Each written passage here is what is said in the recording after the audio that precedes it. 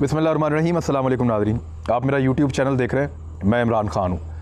कुछ चीज़ें मैं आपके सामने शेयर कर लूँ। और मुझे मेरी फ़ैमिली को यहाँ पे कोविड-19 के सिम्टम्स आए। हम लोगों ने टेस्ट करवाया और टेस्ट में जो है वो मेरी वालदा को डिटेक्ट हुआ, मेरे एक भाई उनको डिटेक्ट हुआ, भाभी को हुआ, 4 लोगों को डिटेक्ट हो गया। बाकी लोग जो हैं वो उनको सिम्टम्स मौजूद हैं हमारी फ़ैमिली ने, मेरे समेत। तो मैं आपको बताना चाहता हूँ कि जो एहतियात करने का कहा जा रहा है, शायद हमसे ज़्यादा एहतियात किसी ने भी ना की हो। मैं बहुत ज़्यादा फ्रीक्वेंटली ट्रैवल करता हूँ, इस्लामाबाद, लाहौर, मुख्तलिफ़ शहरों में। मैंने कहीं ट्रैवल नहीं किया।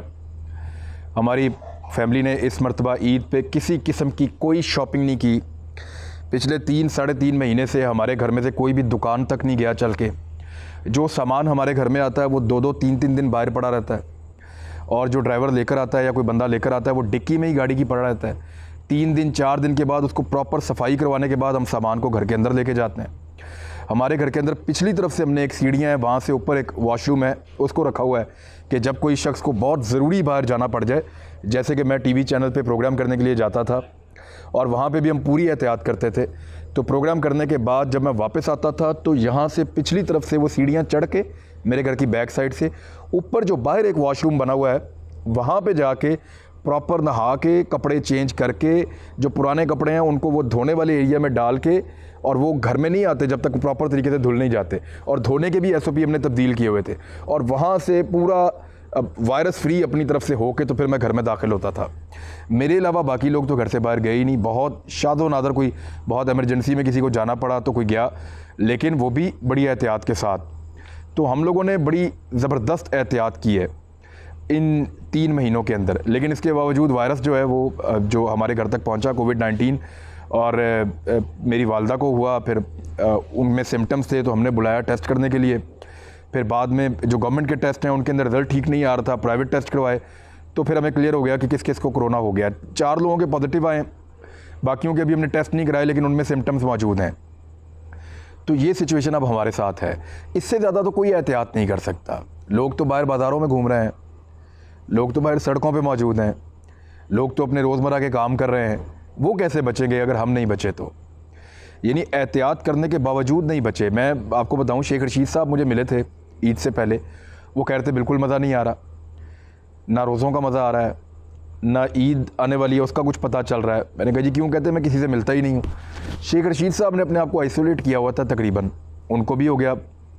बड़े पाकिस्तान में मकबूल तरीन लोग हैं, पॉलिटिकल लोग हैं, सेलिब्रिटीज़ हैं, उनको कोरोना वायरस, ये कोविड-19 उनको भी हो गया। तो ये किसी को भी हो सकता है, एहतियात करने के बावजूद हो सकता है। तो आप अगर किसी को ये वायरस हो जाए तो उसको आप ये ब्लेम नहीं कर सकते कि उसने एहतियात नहीं की। हमने तो जितनी हो सकती थी मैक्सिमम, जिस लेवल पे जाके गवर्नमेंट ने पाकिस्तान की बताई थी उससे ज़्यादा एहतियात की है। चाइनीज़ स्टैंडर्ड जो थे उनको हमने कोशिश किया फॉलो करने की। मास्क हम कभी नहीं उतारते थे, बाहर बहुत ज़्यादा एहतियात करते थे, लेकिन इसके बावजूद अब ये जो है वो इस तरह का वायरस है वो हम तक पहुंच गया है। अब उसमें चंद चीज़ें जो हमने फ़ौरी तौर पे की हैं वो मैं आपको बता देता हूं। एक तो मेरी डॉक्टर अजमर साहब से बात हुई, जिनका इंटरव्यू थोड़े दिन पहले मैंने GNN पे किया था, और उनके अलावा कुछ और डॉक्टर से बात हुई है। मैं चाहता हूँ ये चीज़ें आपके साथ शेयर करूँ क्योंकि ये वायरस आप तक पहुँचेगा, ये आप सबको लगेगा। इससे सिर्फ वो लोग बच सकते हैं, बड़े सीनियर डॉक्टर्स ने मुझे बताया, जो जंगल में चले जाएँ या किसी कार के अंदर जाके अपने आप को छुपा लें।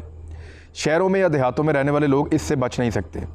किसी को ये आज होगा, किसी को 2 महीने बाद होगा, किसी को साल के बाद होगा, लेकिन ये सबको होगा। इसकी वैक्सीन पता नहीं कब आती है, हमें नहीं पता। इसका इलाज कब दरियाफ्त होता है, हमें नहीं पता। आज तक जितनी कहानियाँ आ रही हैं वो सब कहानियाँ हैं।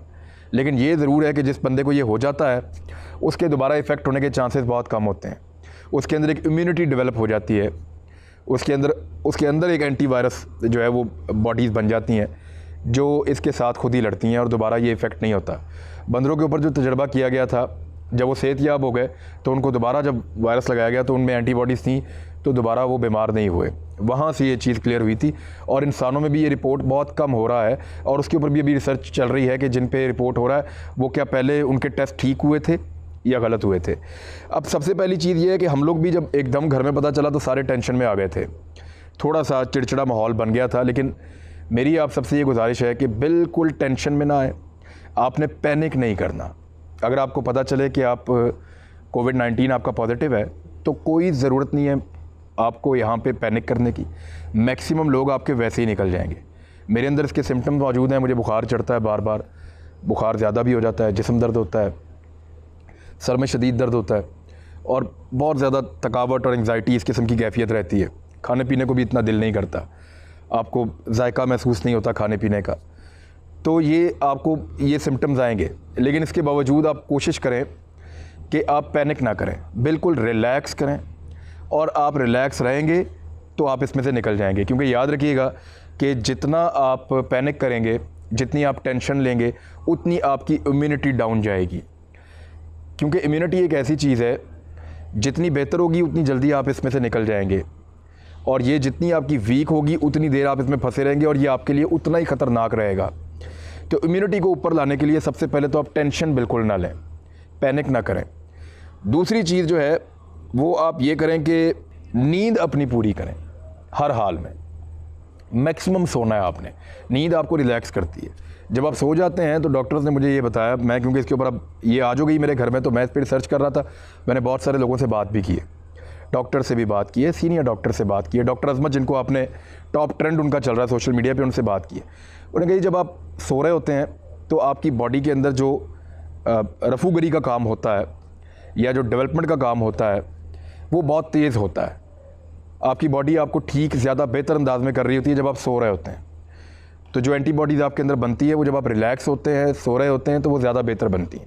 तो जितनी ज़्यादा 8 घंटे, 10 घंटे, 12 घंटे भी आपको नींद आती है, आप सोएं, बेफिक्र होकर सोएं, नींद पूरी करें। दवाइयाँ जो हैं वो इसकी नॉर्मल दवाइयाँ जो डॉक्टर्स आपको देते हैं, अब पैनाडोल की दवाई है, 2-4 और इस तरह की दवाइयाँ, तो बिल्कुल नॉर्मल दवाइयाँ आप इस्तेमाल करें और वो दवाइयाँ जो हैं वो आपको इससे महफूज रखेंगी। हॉस्पिटल आपने कोशिश करनी है कि जितना मुमकिन हो हॉस्पिटल जाने से आप बचें, क्योंकि मुझे बहुत सारे सीनियर लोगों ने कहा है कि अस्पताल जो गया है ना, उसके वापस सही आने के चांसेस बहुत कम है। अस्पतालों में जो इस वक्त हालत है, जिस किस्म के वायरसेस वहाँ पे हैं, अगर कोई बंदा ठीक भी जाएगा तो बीमार होकर आएगा। कोशिश करें कि अपने आप को अपने घर में क्वारंटीन करें, अपने घर में आप अपने आप को अलहदा करें, थोड़ा सा अपने घर में हिफाजती तदाबीर इख्तियार करें, नेचर के करीब जाएं, धूप का इस्तेमाल करें, दिन के टाइम धूप लें, थोड़ी सी बाहर वॉक कर सकते हैं, थोड़ी सी वॉक करें, मास्क का इस्तेमाल करें, दूसरों को अपने से बचाएं, टेंशन ना लें, नींद पूरी करें और कुदरती ग़िज़ाएँ खाएँ, नेचर के करीब आ जाएँ। आप फल का इस्तेमाल करें, खुराक का इस्तेमाल करें, लेकिन उस खुराक का जिसका ताल्लुक यानी आपने बेकरी की आइटम्स आप कोशिश करें कि आप ना खाएं। आप उस तरह की चीज़ें खाएं जो कुदरत ने बनाई हैं। फल खाएं, आम खाएं।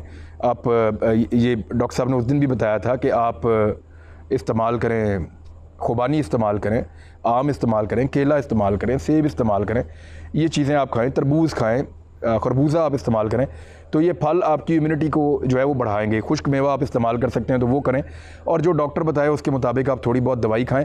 अपने आप को घर में रखें, कोशिश करें, कावा खाएं, कावा पिएं, स्टीम लें, ये चीज़ें आपको बचाएंगी। लेकिन मैं फिर आपको कह रहा हूँ, नींद पूरी करें, पैनिक नहीं करना। ये वायरस आप तक पहुँचेगा, क्योंकि जितनी हिफाजत और जितनी हमने की है ना यहाँ पे, जितनी हमने कोशिश की है कि वायरस ना आए, उतनी कोशिश तो मुझे लगता है कि नामुमकिन थी।